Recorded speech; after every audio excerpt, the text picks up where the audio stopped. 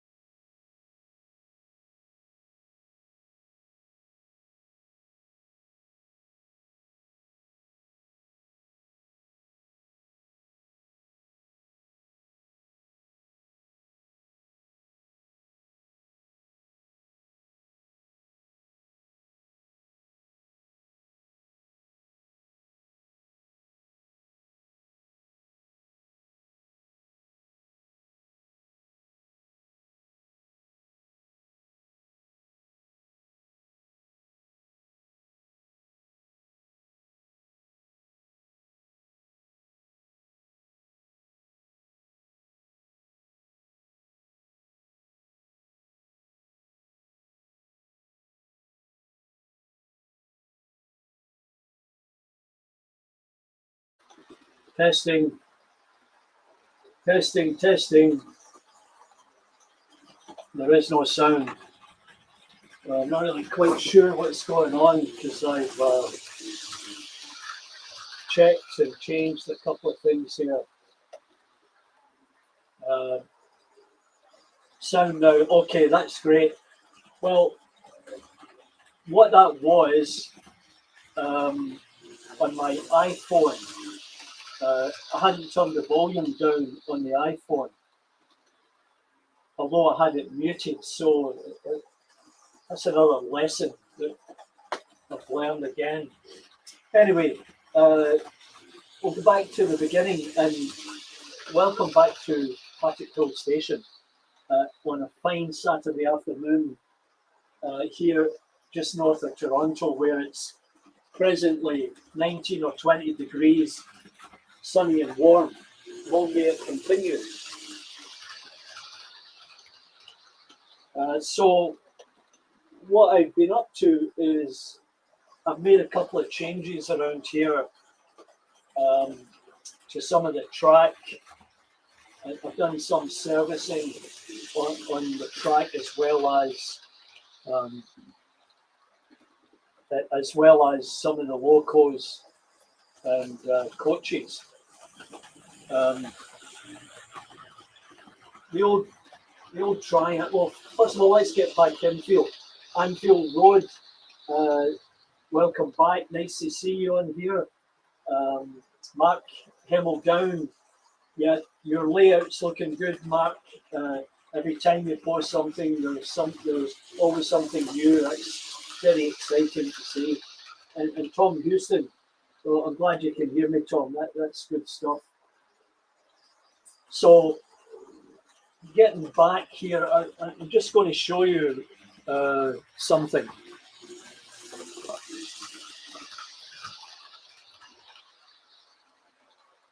So you may recall that in this corner here, I had a point which picked up these two down lines and brought them into one.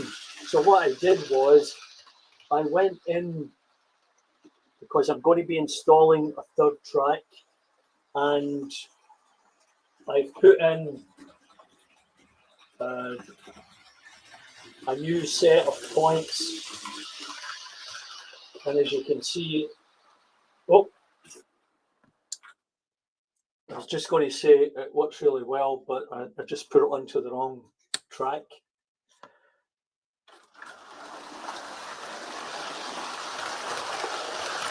At least I proved that it works, so let's just get it back around the outside there.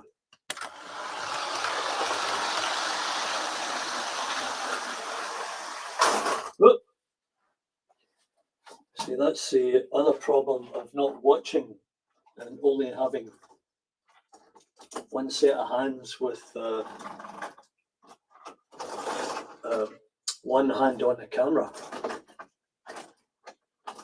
And the other thing is that switch, that point is just a little bit too close. Let me just put this down for a second while I fix this.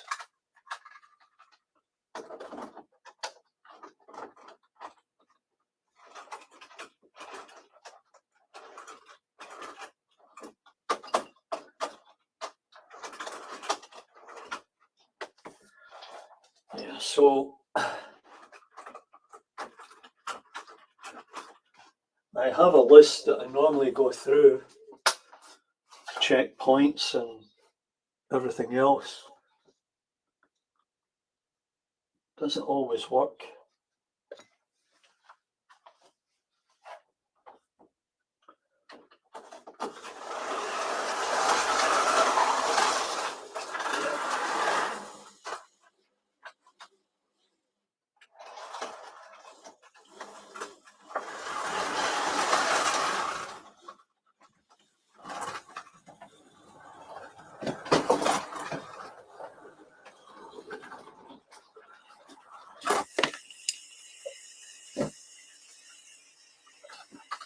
Just bear with me for a second while we get this solved. I'll just put it back over here. While I do this,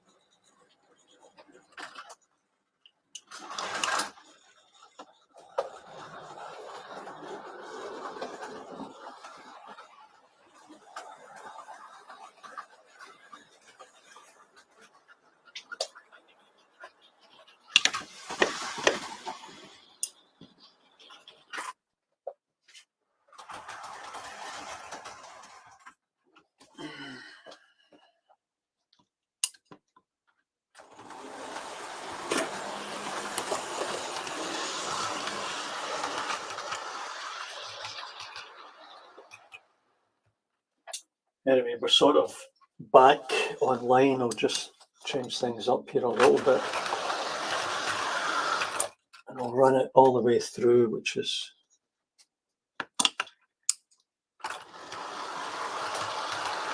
that's a better route.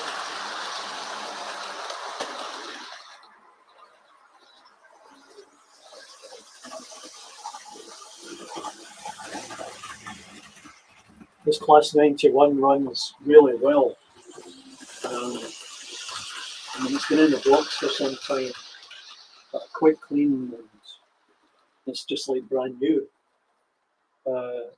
Highly recommend that one.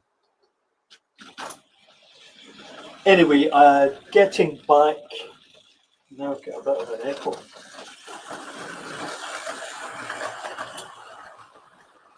Getting back to where we were, hopefully, and, don't have too many issues on this. I'm just going to plug this in. Yeah, so I've been going through the process of starting to put in a new line, a new third line, which will add a bit of variety.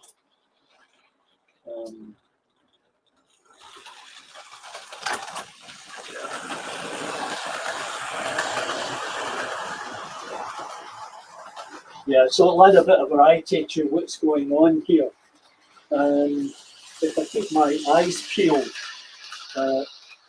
everything should be okay.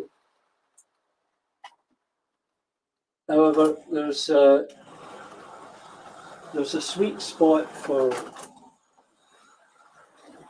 that Caledonian Railways single. A certain speed will get it through the points, and I think it's about on this Tech 2 controller, it's about 40 miles an hour on their scale, so that seems to be okay.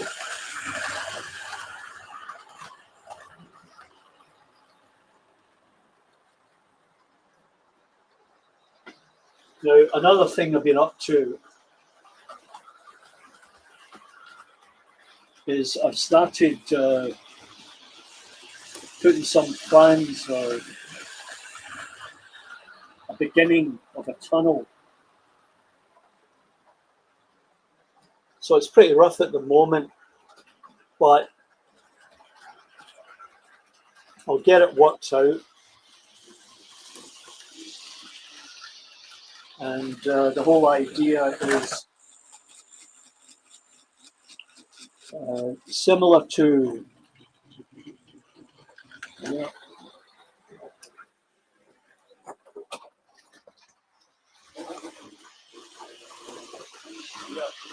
so similar to the old Cannon Street station, and also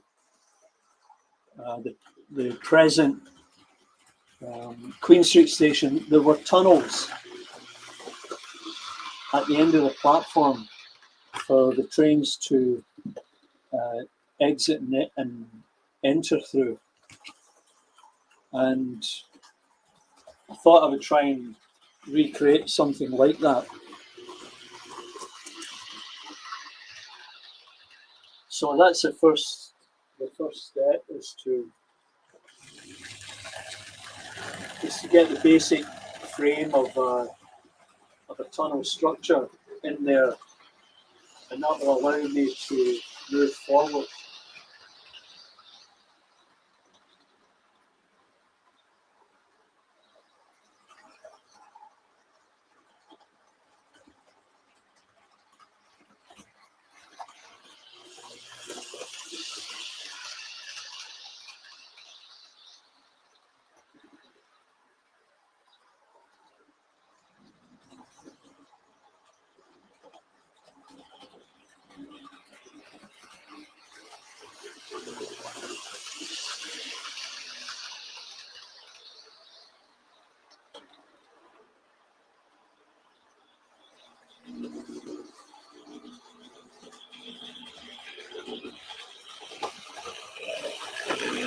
Anyway, so I get distracted here when things go wrong.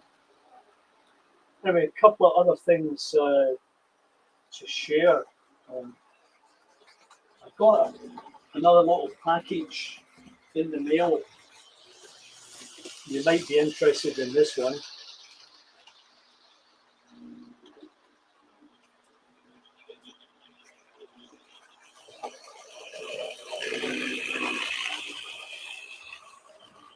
So I got it on Amazon or eBay, and it was advertised as a worm puller.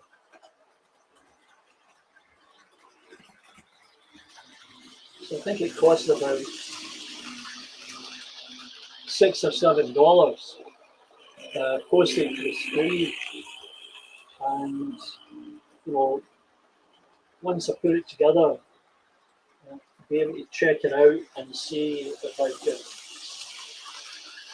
pull some of the troublesome XO3, XO4 worm gear and see if that helps. If I've got new ones, if that would help. And the old Pullman there is working just fine. It still has the original wheels on it, and I've played around with the wheels, checking the gauges to make sure that it runs okay. And yeah, it's looking fine. It's not in first class condition, but it's probably the way things were after a couple of years of service. So who was at the show today?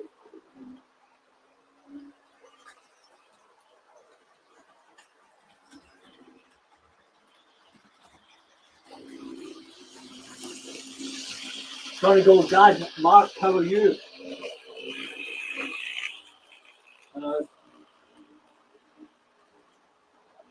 Did anybody go to that show? Just going to check here.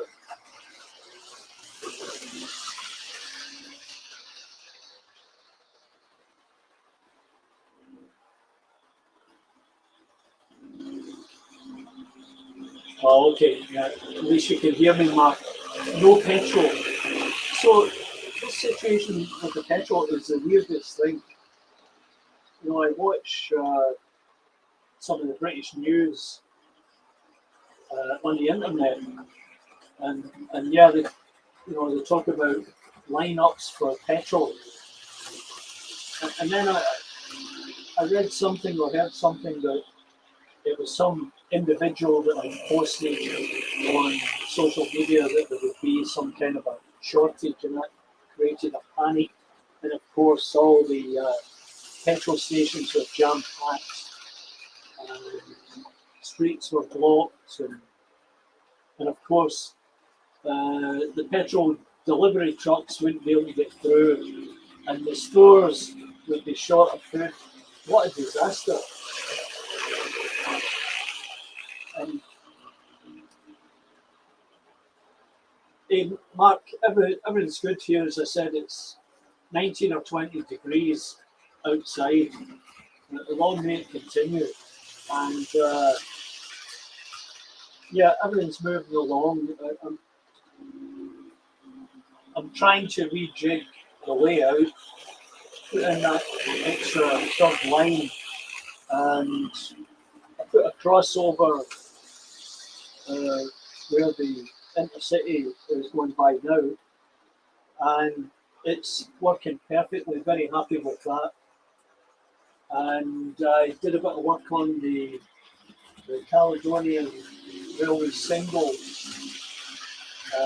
checked all the gauges, and checked the other points to make sure that it would run through okay. And in fact, it does at a speed of about 40 on my Tech 2 layout.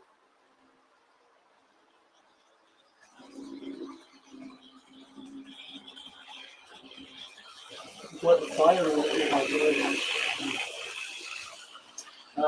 so I saw Jenny earlier last night.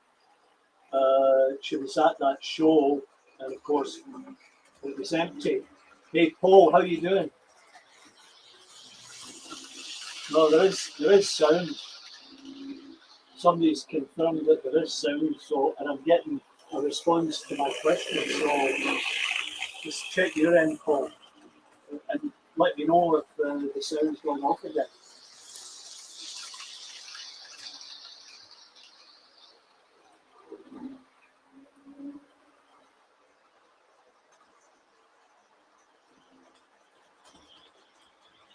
just so that you know I'm here and I'm not isolated elsewhere. Yeah, so that's a terrible situation with the petrol. Whoever is responsible should be shot at dawn. It's just absolute chaos. But I was watching a couple of football games there this morning, and those people didn't have any trouble getting to the games. So I just thought I'd run a few different things today.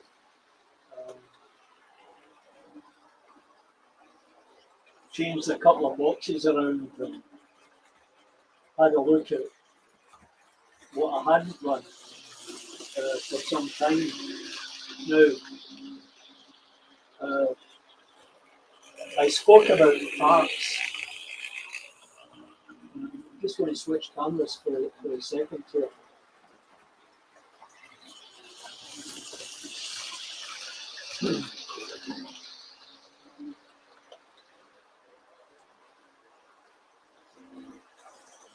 We'll see if I can get this in.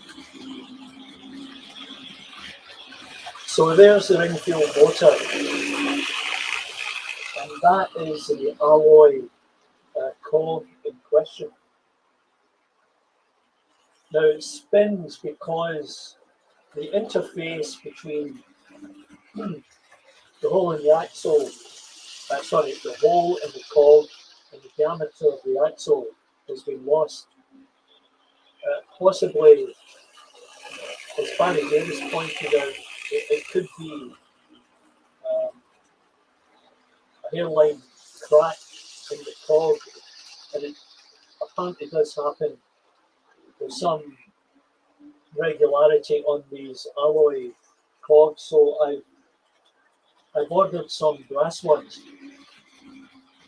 but when I put this on the track, it does turn and spins, but I'm not sure if the interface between the bottom cog and the corresponding cog on the wheel is properly meshed. So that's just something else to check.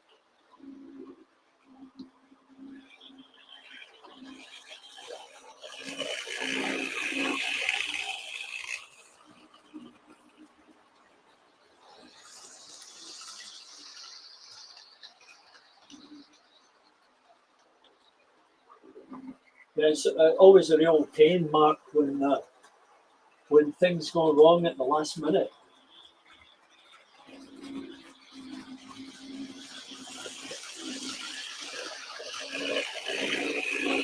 Just add music over the top. Yeah, that's true. Yeah, I sometimes do that when I'm doing other stuff, and other stuff can be a trip downtown Toronto and doing a bit of filming. Not sure what you guys think about that, and I'm always interested to hear your opinion.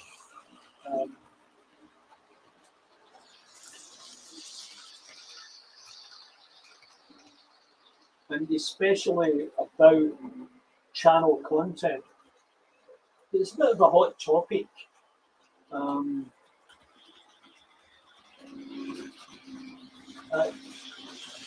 I've got a number of interests, and I like making videos of it. Doesn't matter what it is, whether it's when we used to travel before COVID, or if I go downtown for some reason, or the little one I posted last week or earlier in the week about my small art collection.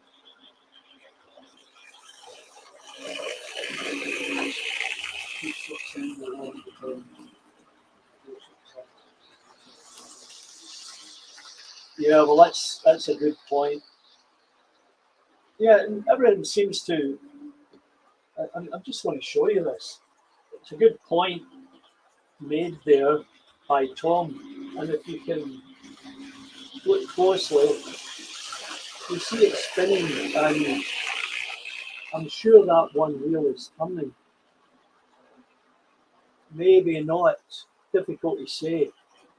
Try and get the right light here. Yeah, it is turning. So, in fact, everything's turning when we look at it. We see the cog has slipped out. Get a good view of that. See how the cog has come out there? And then I can push it a little bit, and there it's engaged. And well, now it won't turn anything.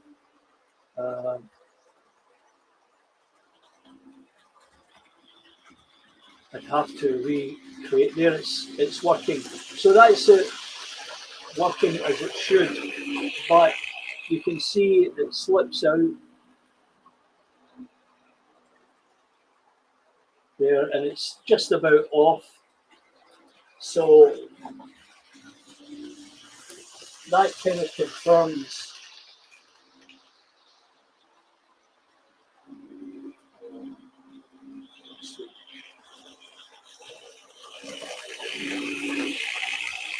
and that kind of puts out the whole issue about the cogs. It really is that interface that is the problem.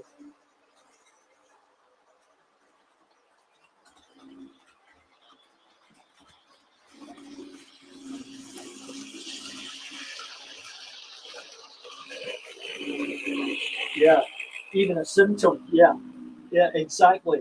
And there's two ways you can fix that. You can put crazy glue on it, which isn't a good idea because that means it's permanent in there. And the other way is to get a replacement cog. Now, jump back.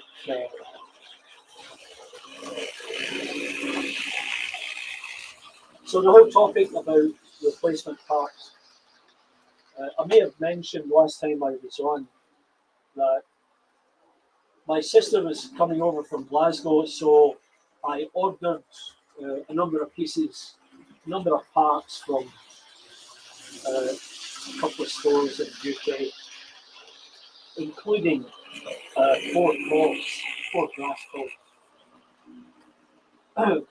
And as my sister was coming over, I asked them, the shops, to send it up to Glasgow, and she would come over with the packages. That was great until she got turned away at the desk at Glasgow Airport for two reasons. One, she didn't have the required ETA. If you're not familiar with that, that's a travel authority. Now, you can do it on the internet for $7, or whatever that translates to, £5, whatever. And she was able to do that at the airport. However, the other thing she was missing was the original receipt from the CPA. So, she had a copy of it. Why they were asking for the original, I'm not sure. As a result, she never made it over here. Neither did she get cancellation insurance or health insurance. And I said this last week. I'm going to say it again because it's so important. The ETA gets attached to your passport, and it's good as long as your passport is good. The PCA, which costs, I think she said it was somewhere in the region of $190 or more. I just can't recall. But you have to apparently have the original receipt for that. That's the one you get 72 hours before you fly, even although you're double vaccinated.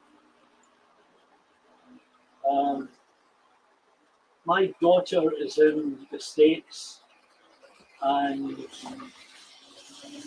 you know, she comes up here, she has to isolate for 2 weeks. Things are pretty strict over here. Although they do have lots of anti-vaxxers creating issues and problems, and now they're all ending up in hospital and worse. So, at the bottom of your invoice, if you get an invoice from a travel agent, it will say clearly your responsibility to get the following documentation in place.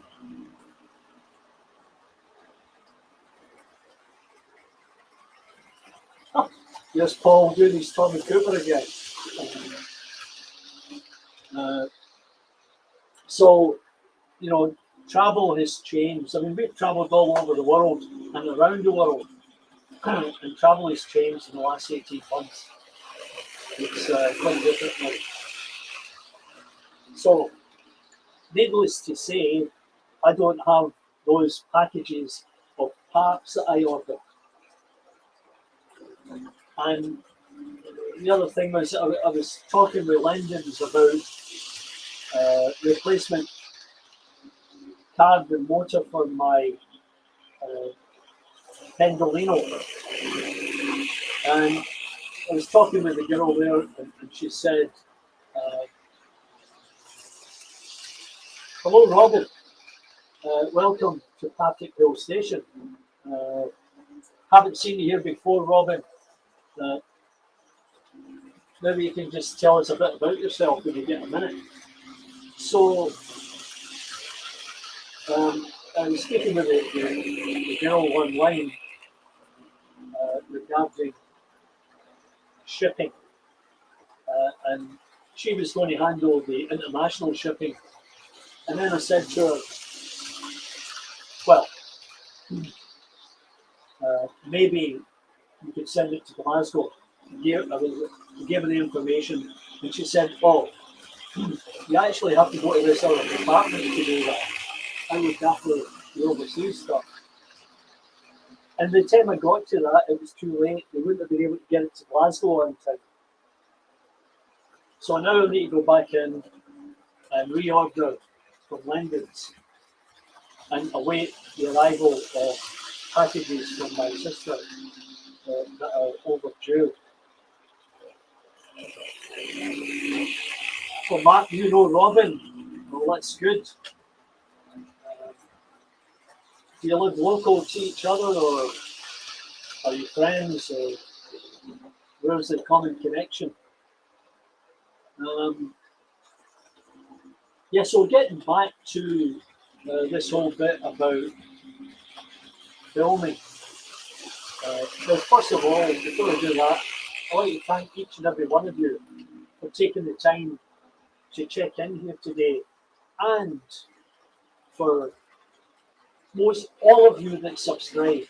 Like, there's over 700 subscribers to my channel, and that's taken a long time, let's say, and I've worked hard at it for a number of years, and you know, I've often thought, well, what are the key issues here? So I go to vidIQ and all the other top YouTubers looking for ideas on how to expand my channel. And many of them have said, you've too many interests, you cover too many topics, focus on one thing. So I thought about that and spoke with my daughter, who has over 1 million subscribers. And she says, "Yeah, Dad, you know, you've got quite a number of friends out there in the World Railway community. Why don't you just focus on that?" So I thought, okay, so I opened up a new channel, and I was going to start publishing on the new channel. And you know, there is a way to get all the stuff that I've done so far to cross over into the new channel. I just haven't done it yet. And I'm thinking maybe I'll just leave it and see how things go for a while. It'd be nice to get 1,000 subscribers, but it's not that important right now. What's important at this point is just reaching out, making connections, sharing what I've got, learning new stuff. If I get something I can pass on, I'll do that. And if I can demonstrate something, I will. I bought that cricket maker. I did a couple little videos on it, running some stumbling blocks, a couple of things I need to do to get it to do what I want. And if you go to Jumbo Lane Models, he'll show you how to do it. You've got to have a specific way. So I was using the stock way that came with the equipment, and it wouldn't cut anything I put in there other than paper. So that was frustrating. But I'll get it worked out. It's not a problem. I've got the required blade. It's just a case of getting back in there and then start cutting something.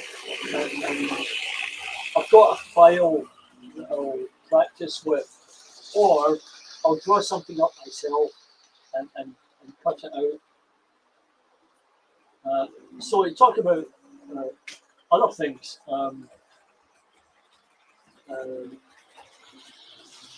I've been, some of you may know, I used to be a 3D modeler in the mineral mining process engineering industry. But I moved away from the actual hands-on 3D modeling many years ago, and I became involved in project coordination and systems management, came through CAD and running projects. But I can go into some of these little software packages and build stuff. And the other day, I built a little relay box. Now, I can't print it here because the nozzle on my 3D printer is it's plugged, and I need to get it off, and that's the next thing on my list. And then I thought, okay, that's not a problem. I'll go to the local library where they do have printers for use. But before I did that, I called around, and some of them said, oh, sorry, we haven't made the decision how we're going to run it. We don't have anybody to look after it. No, we're not using it during COVID. So I'm kind of screwed at the moment, and it will force me to get my own thing going.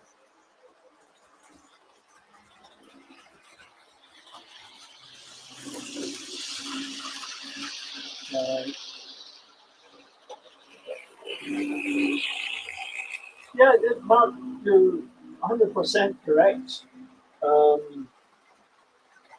I know that. I mean, I think the first video I think I put up on my YouTube channel was 8 or 10 years ago, and that was in Hawaii. We'd rented a convertible.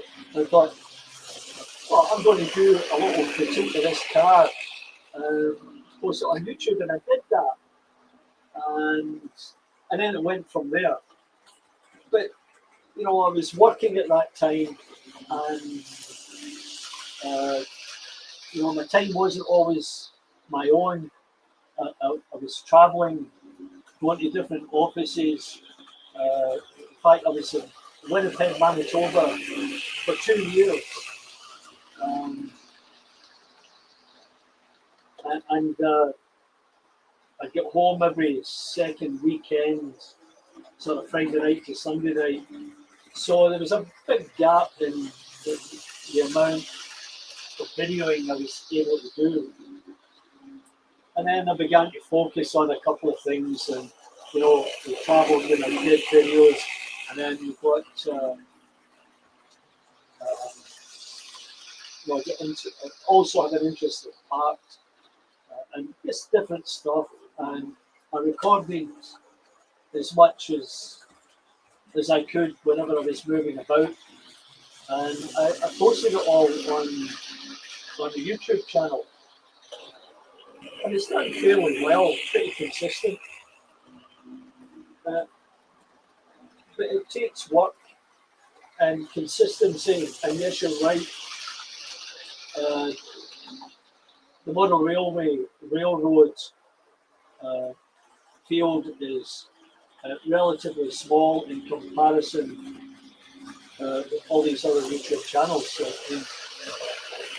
my daughter's an interior designer, and that's what she posts on YouTube, and she's got over 1 million subscribers. Can you imagine? Having 1 million subscribers for model railway. It boggles the mind. What also boggles the mind is mountaineering in Holland. I've been to Holland and I didn't meet any mountaineers. Never a dull moment. I'm going to go back out here and see what we can see. I'll maybe change something up.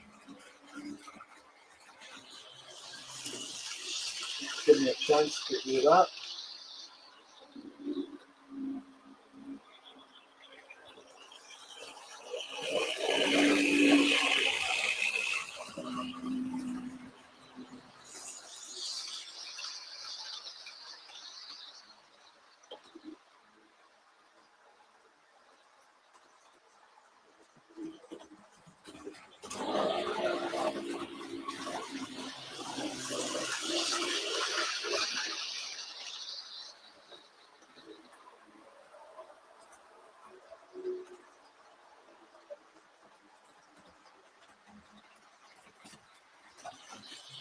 You can talk among yourselves while I do this.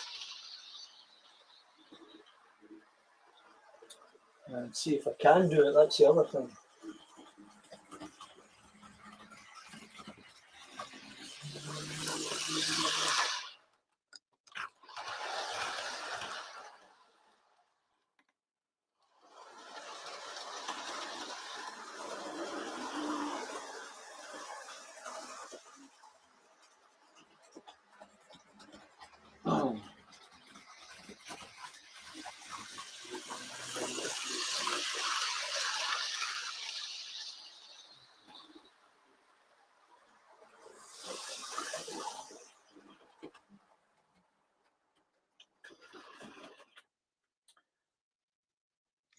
Yeah, just trying to get another train out here.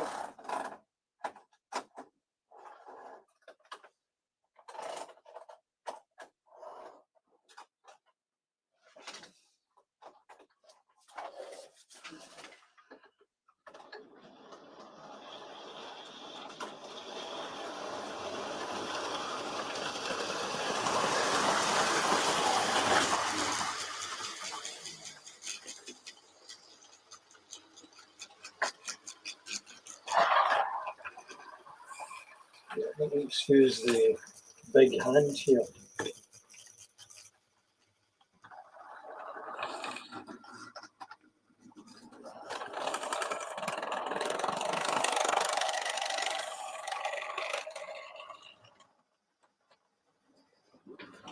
As I said, with some of these older Triang coaches, they take a little bit of work and effort to make sure that they're running okay. And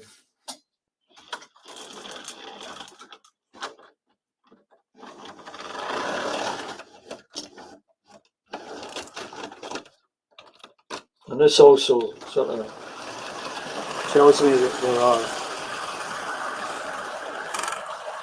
still a couple of issues with points. Now I gauged the wheels on those coaches. Maybe I missed one, or maybe it's just a point that's not working that well.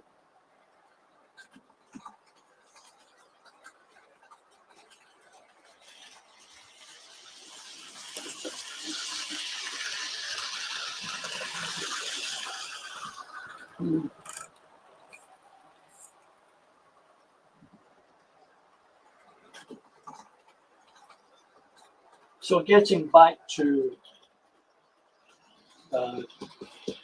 3D modeling.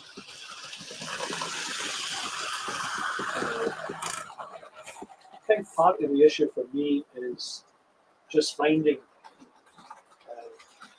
dimensional information. I watched one guy on the internet build a little relay box, and I thought, well, I can do that, and I jumped in to Tinkercad. Now, the thing about 3D modeling packages is that the language and tool icons are all very similar right across the board, but there are some differences. The icon to draw a rectangle may be a little bit different from one software package to the other, but if you look closely, you'll see what it is. Make the connection. Or you bought an ender and you took it out of the box yesterday. Yeah, I know exactly what you mean, Tom. Actually, in my case, I've been told by she who must be obeyed, do not open that package until you've got everything else cleared away or organized. And you know, the excitement of finding something that you would really like to get your hands on is overwhelming. And yeah, see that catching on the tunnel. Yeah, not sure which one, but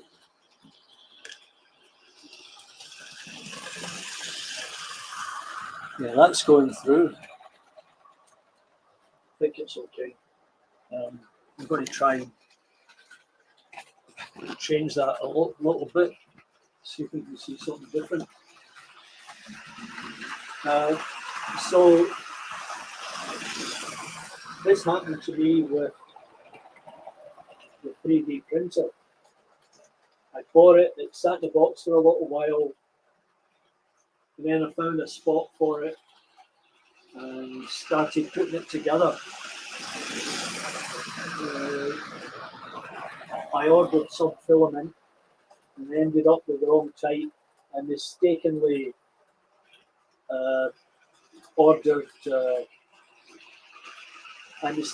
did not order the PLA, and I got this other ASA or APA, whatever it's called, and that's not very good because it's bad for the environment and makes it more difficult to deal with fumes, and you've got to get it exhausted or make up something to get the fumes out, or do it in the garage, or there's complications. And then the other thing is, what am I going to print? So what I did was I hunted around the internet, and then I found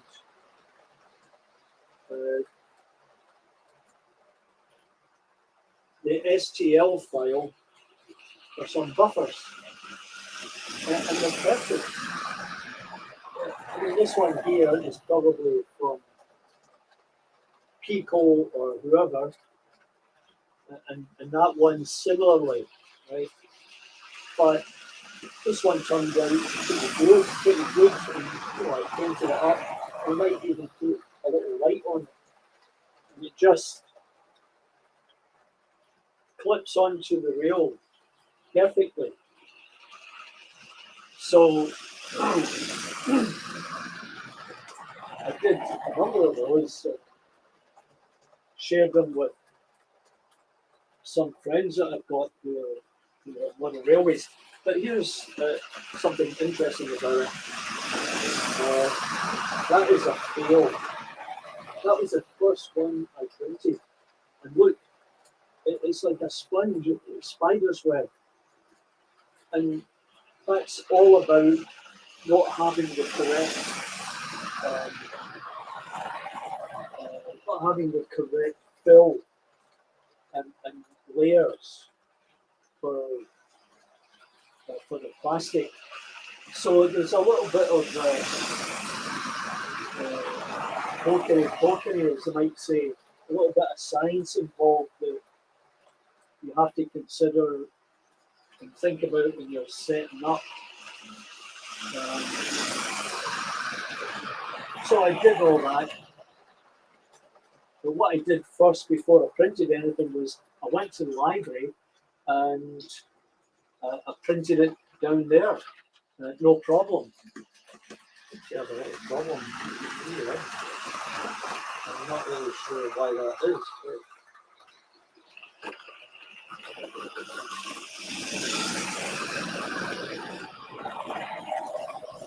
Anyway, so I had that success and that was good. It's nice to see something get printed out. And then more recently, another guy I know on YouTube who lives a couple hundred miles north of here, or a couple of 100 kilometres at least. And he told me he bought a new resin printer and asked if there was anything they could print for me. So I ended up with this bag of bits and pieces, which includes oil tanks, right? They're perfect.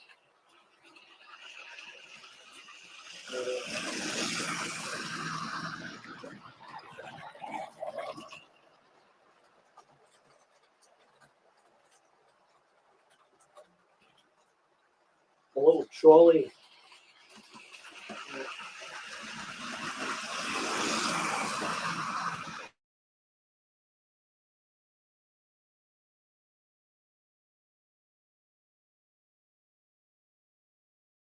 Look. Not sure what happened there, but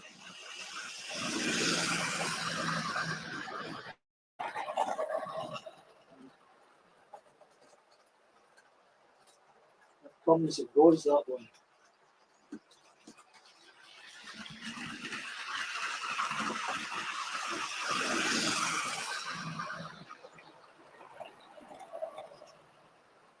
Yeah, I'm not sure why that one's popping on and off, but it does happen. Anyway, so the point was that he was able to print on the resin printer, which was great because the resin printer allows for a higher level of detail, and you can print small things like that. A whole different process. I'm sure you've seen it watching it on YouTube. And what I did was I searched around places like Thingiverse and Cult, I think it was. There are other sites where you can visit that will provide free access to many of the STL files that people have made. And so I downloaded them, or at least gave him the links to all the models that I wanted him to print. Now, he's not a model railway guy. I had to explain to him 1 to 76. And at the end of the day, I got the package. And this is what happens sometimes. Like, that's a post box. Try and put this into perspective.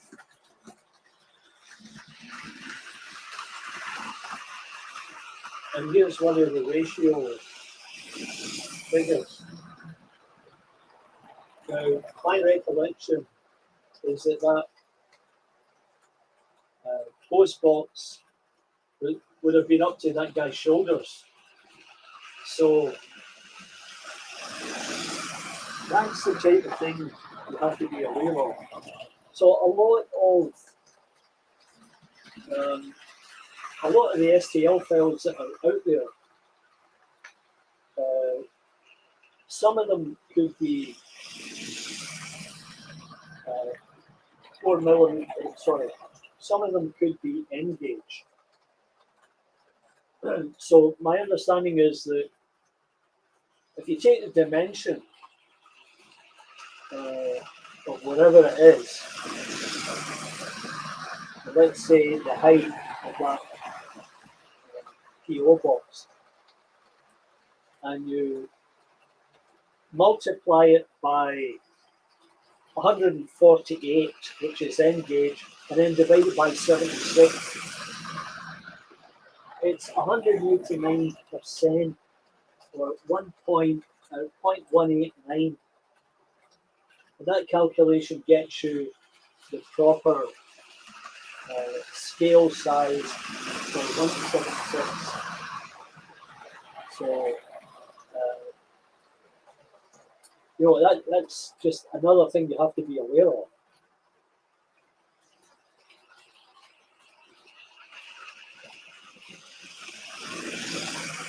You just have a look over here. Yeah.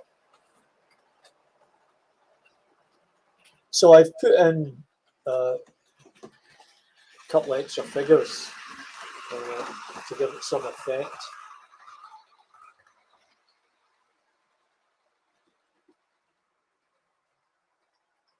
Now, those figures down there by the Empire Theatre, they are 1 to 72. And you can see the difference there between that policeman and the other gentleman. The other one is,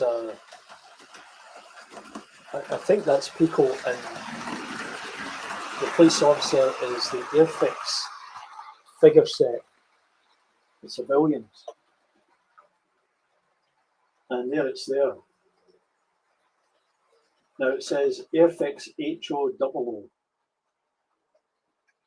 And I'm not really sure what they were trying to tell us.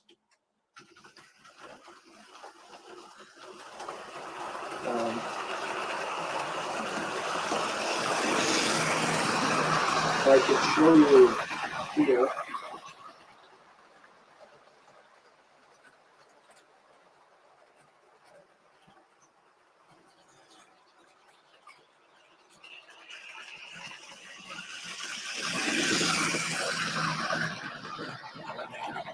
I think the guy in the middle is somewhat smaller because it's a different scale.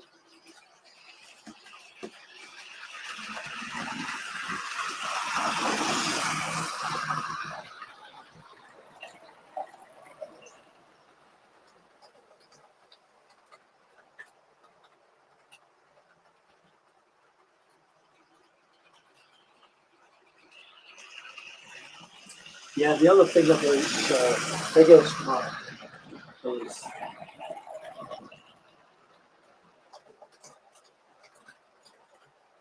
look how good that looks. when you've got crew in there.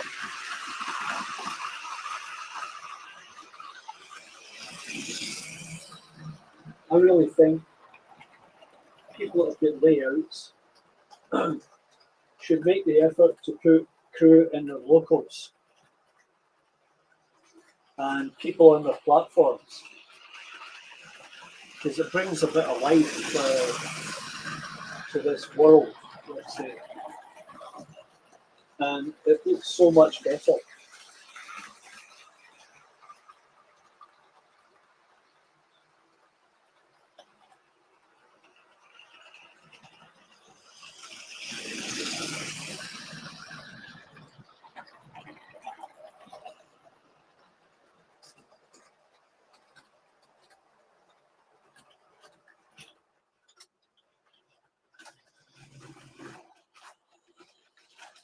I might bring this intercity in for a while because it's done really well. Give it a rest and see if I can get something else out here.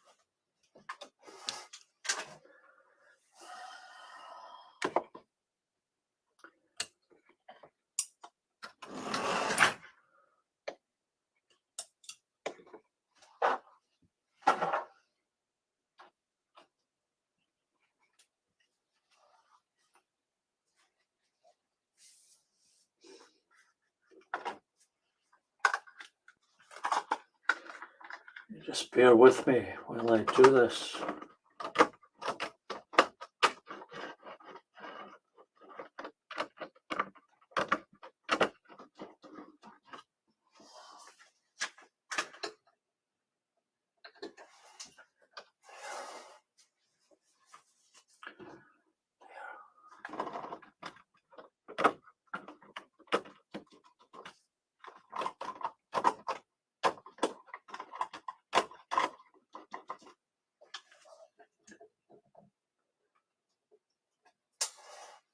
Not sure why that one's not going.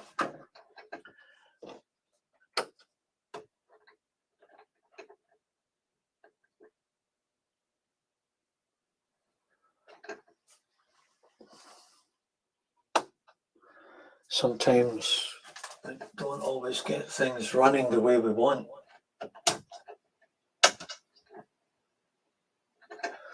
I'm not sure why that is.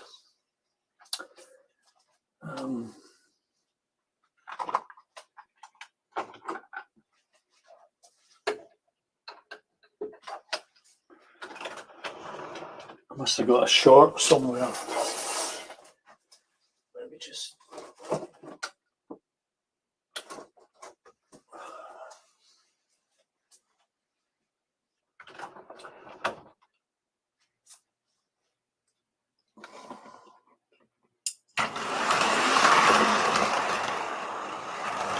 I'll just keep that running for the moment. While I try and figure out what else is going on. Anyway,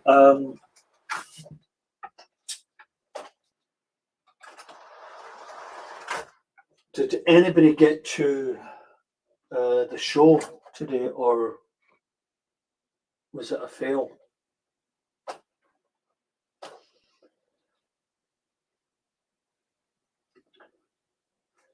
Yeah, Mark, that's you're 100% correct.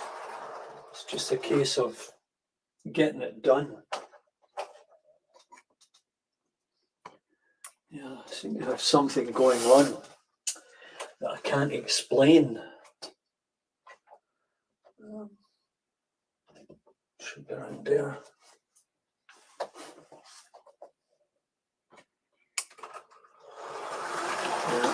It's always something simple. Make sure you have planks working.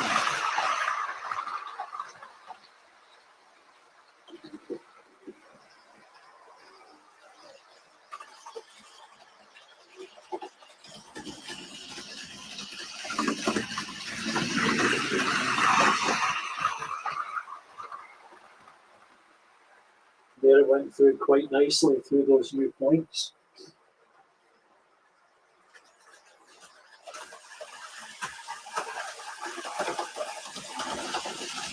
So another thing that I'm thinking of doing is in this area here,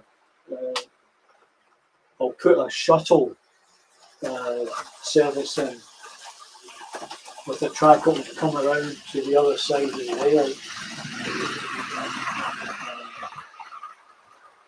And we have it coming from this platform here,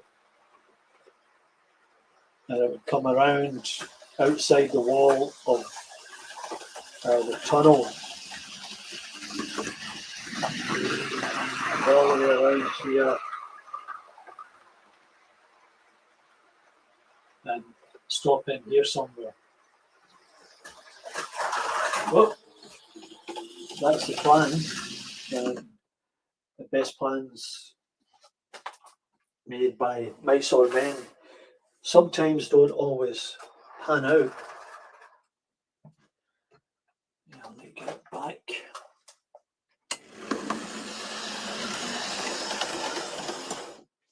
And that's the other thing about making sure that you've got everything in order. As an example, I have found that the couplings, the hooks, sometimes are not lined up properly, and especially in some of these older Triang Hornby local coaches, because they've been around a long time and they just get a little bit bent out of shape.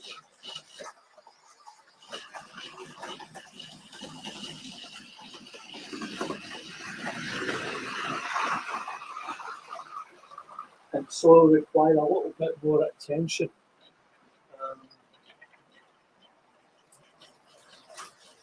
Well, this one's having a wee bit of trouble for whatever reason. Might do that now.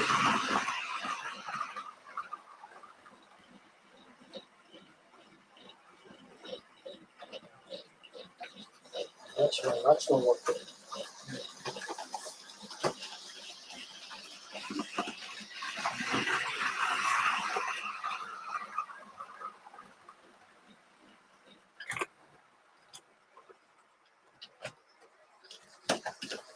There's that.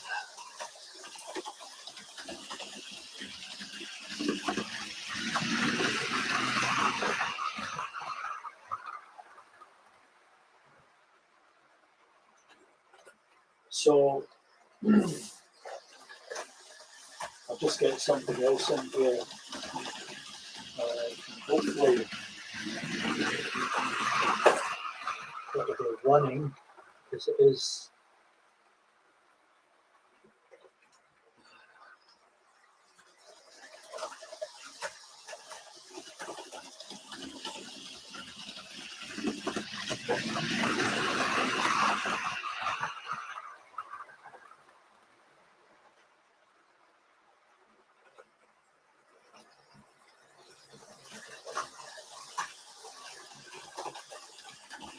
Yeah, okay, I managed to get things right there. For some reason it's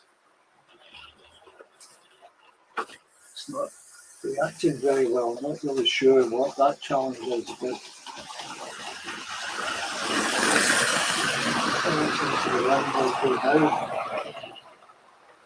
the other thing is, I haven't yet. Tom, you're right.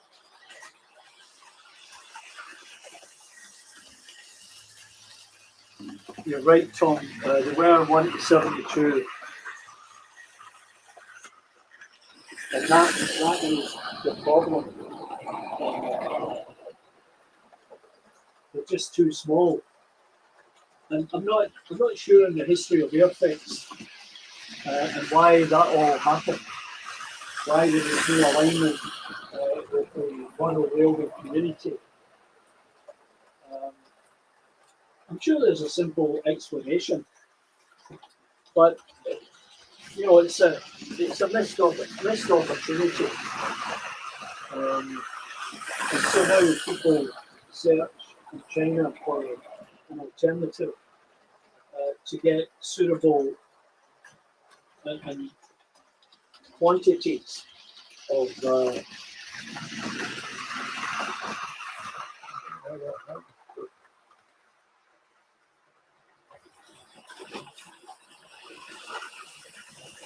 so people search for these things on the internet.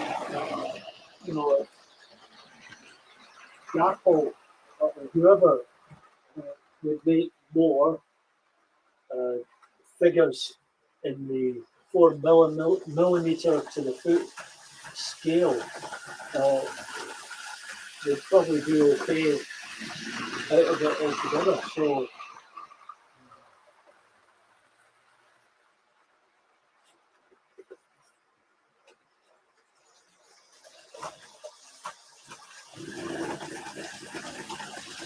yeah, something must be doing myself.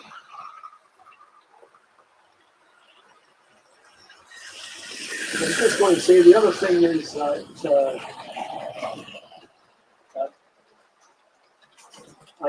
I haven't nailed all of the track down because I want to make sure it's final design. I've got what I want, and then I'll nail it down. There's a problem here, obviously, piece of track. I can't really see it at this point.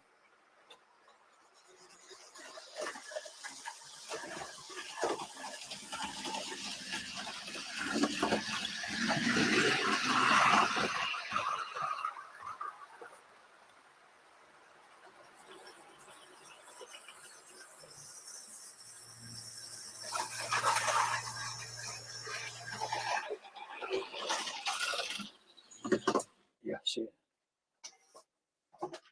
This is a consequence of not having your track pinned all the way.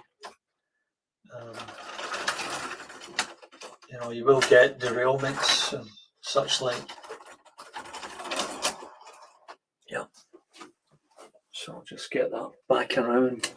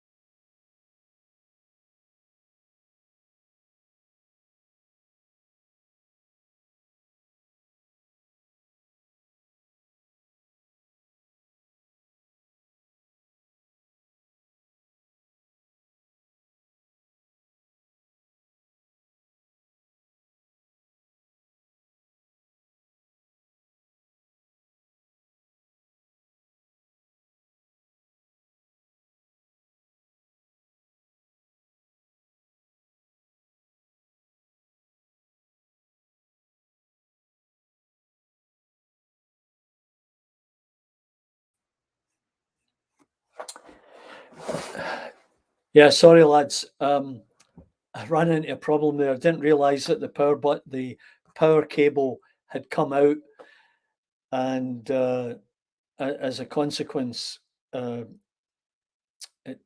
took a minute or two to get back in there. So I can't really hook up. Well, there I've got that one going. So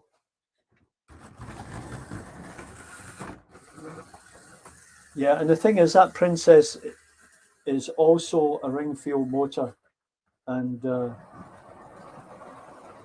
works for the most part, but sometimes it just spins out, and it's another one that will receive a check when the time comes.